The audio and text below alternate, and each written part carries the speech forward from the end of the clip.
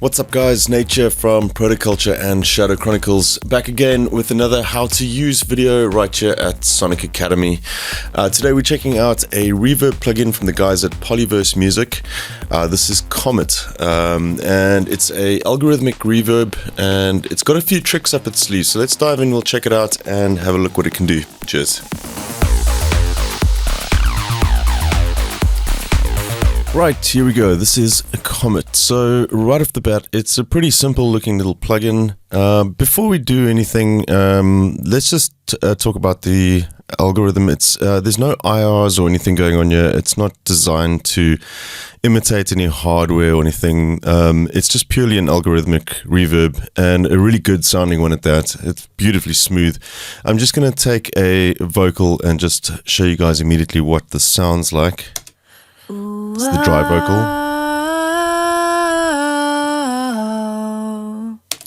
And let's just whack this up and stick our reverb on. Take a listen to this.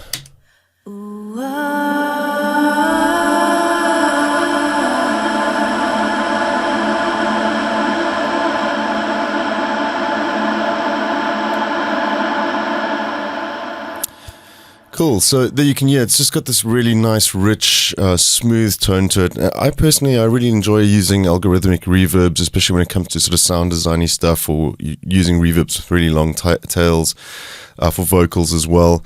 The drum stuff is nice to have sort of impulse response based reverbs for that kind of thing when you're looking for like a real room sound.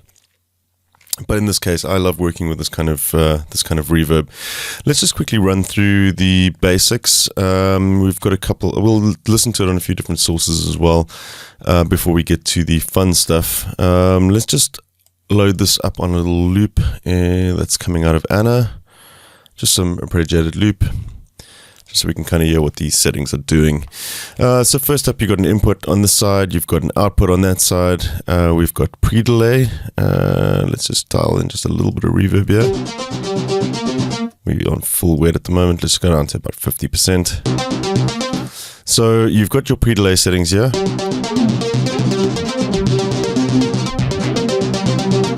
Which delays the reverb. The really nice thing is if you go downwards with these, they actually sync to your track tempo or your system clock.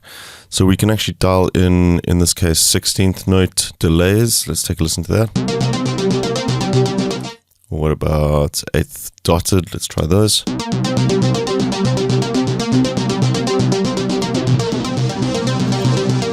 So that we can getting like a delay vibe going on there, which is really nice that it can sync to the clock like that as well. I'll set that back to 0. Your diffusion, this is the amount of diffusion happening in the algorithm. This is essentially just going to kind of thicken the sound. You're going to get more reflections happening by dialing the diffusion up.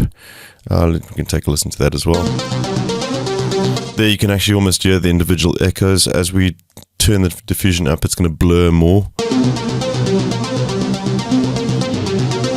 and become even smoother.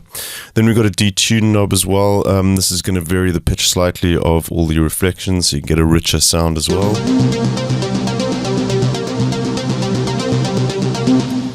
Almost like a kind of chorusy vibe going on there. It's pretty much what the modulation will be doing on other reverbs. So then we can move on to the size section. We've got the size. We'll come to this little knob in a second, or that little button. Obviously that's going to change the size of your reverb, or the size of the room, and then the decay, the length of the tails. So you can have a thin reverb, but with a long tail like this.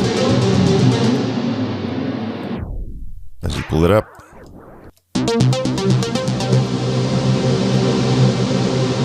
far more reflections going on there with a larger size. Then we've got the damping. So the high damp and the low damp, basically by turning this up, you're going to be having the high frequencies basically disappear quicker in the tail. We can take a listen there.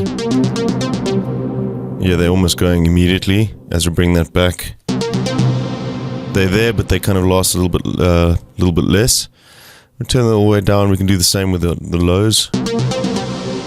So the lows kind of fade away really quickly. And then in addition to the damping, you've got a color dial over here, which is essentially like a tilt shift EQ. This will brighten the reverb. And that will darken the reverb, accentuating the lows. The other way will be more of the highs. So that pretty much covers the basic controls. Now we're going to get to a few of these sort of more unique functions. You've got a few preset slots down at the bottom, which we'll come to now in a sec. You can also browse your presets here. All the functions can be locked as well.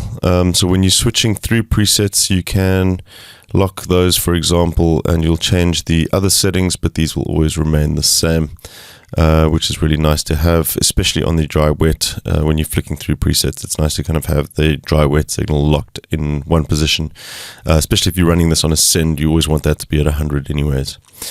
Then we've got the decay that'll kill the decay amount, or basically empty out the reverb buffer, which we're also going to play around with in just a sec. So one of the cool things with this is that they've managed to really smoothly transition settings when you're moving dials around. Quite often you get a lot of artifacts in reverbs as soon as you start changing the size of the reverb and stuff. And they've used this in a really cool way. If you have, what we'll do now quickly is just we'll set up a preset over here.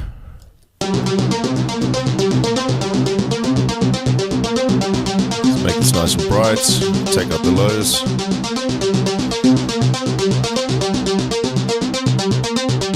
Bring the diffusion down. So there we go. And then let's head over to this one. We can load in another preset here by just going there and choosing whatever the swamp. Let's just take a listen to these. Let's stick with synth mirror. Let's close the presets. We might actually just extend these out slightly. And now we have this glide function over here. And this works pretty much like the pre-delay as well. You can set your glide up like that. If you go backwards, it'll give you time synced values. I'm going to go for like quite a long one here. We'll go for 8 bars, and let's take a look at what happens when we switch presets.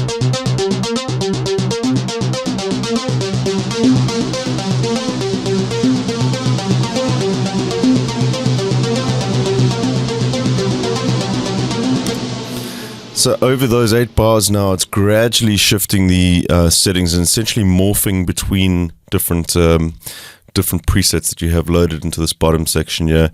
And you can do that quite quickly as well, like this.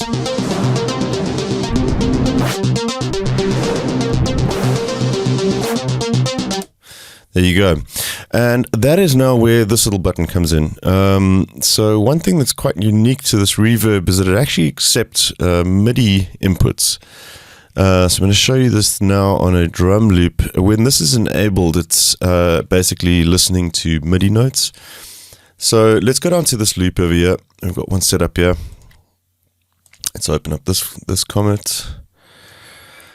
And aside from the MIDI loops, if you hit the settings over here as well, you can actually map controllers to pretty much anything you want. You've also got a resizable GUI as well. We're not going to bother with mapping stuff there right now. So how I've got this set up is I've created a MIDI channel and then assigned the MIDI channel to the input of Comet on this drum loop that we have here. So let's just take this down. So we have a bit of reverb on our drum loop. If we come down to this MIDI, we'll enable the MIDI monitor. The standard keys that are usually for key switches in stuff like Contact or whatever your orchestral libraries, I think they're down at C1 or let's just take a listen. There we go. I think that is C0 or C1. Those are mapped, the first 5 keys are actually mapped to the presets. So by playing this back now,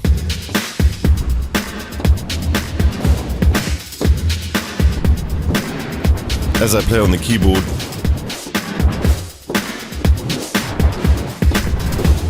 we can actually scroll through those presets, and they will adjust according to whatever we have set on the glide over here. So we can set those to Let's say quarter notes, for example. There we go.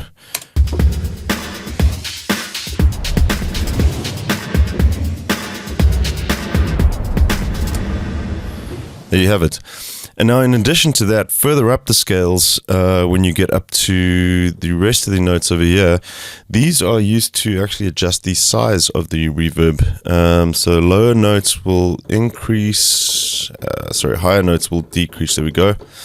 The higher notes, you can see actually bringing down the size of the reverb. The lower ones will actually increase it. Let's go up another octave over there. So we've got almost the full range. And take a listen to what we can do now. We're going to set that back to like pretty minimal glide.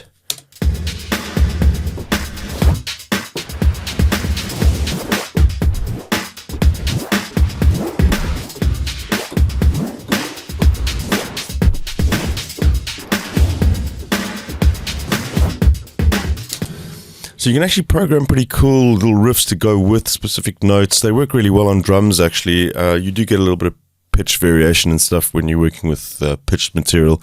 But really handy little tool to kind of automate your reverb according to whatever material you're putting through it. And lastly, another cool little thing that you can do is the decay or the buffer kill switch that you have over here. I'll show you how that works. That basically empties out the reverb buffer when you click that. What I've done is I've actually set that up as an automation source in Cubase here. If I open that up, just using my range tool, you can go and draw in a little section like that, and you can use your range tool in Cubase to just kind of select that and then copy them out. So I've set up a few points in this loop where it's going to kill the buffer. So what we can do is we can set up a nice big reverb and take a listen to the effect that you get as it kills the buffer every time it hits this little bit of automation. So let's check that out.